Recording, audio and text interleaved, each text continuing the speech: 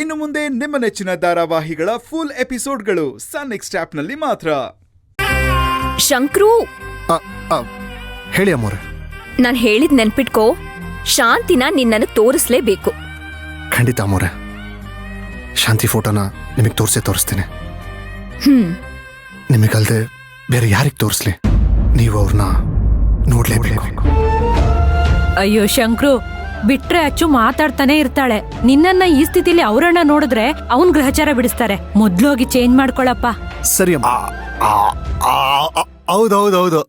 ಶಂಕರ, ನೀನ್ ಹೋಗಪ್ಪ, ನೀನ್ ಹೋಗು, ಸ್ನಾನ ಮಾಡ್ಕೋ. ಆಯ್ತಮ್ಮೋರೆ, ನಿನಗೆ ಆಮೇಲೆ ಮಾಡ್ತೀನಿ. ಒಳ್ಳೆ ಹುಡುಗ.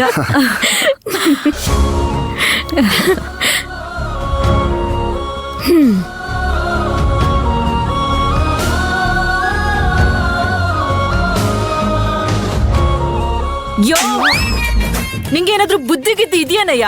ಬುದ್ಧಿ ಇದ್ದಿದ್ರೆ ನಿನ್ಯಾವನ್ ಮದುವೆ ಆಯ್ತಿದ್ದ. ತಗಬೇಡ, ಎಲ್ಲ ತೊಳೆದ್ ಕ್ಲೀನ್ ಮಾಡು. ಬಂದ್ಬಿಟ್ಲು ಬುದ್ಧಿ ಹೇಳಕ್ಕೆ.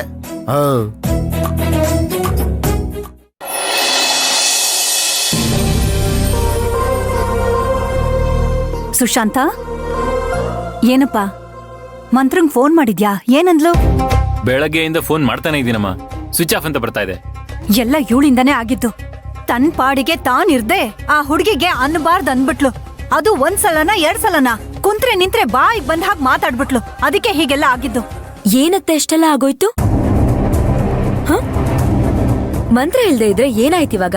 ಒಬ್ಬ ಮನುಷ್ಯ ಇಲ್ಲ ಅಂದಾಗ್ಲೇ ಆ ಮನುಷ್ಯನ ಬೆಲೆ ಗೊತ್ತಾಗೋದು. ಓಹೋ, ಈಗ ಈ ಮಾತು ನಿಮ್ ಬಾಯಲ್ಲಿ ಬರ್ತಿದೆ ಅಲ್ವಾ?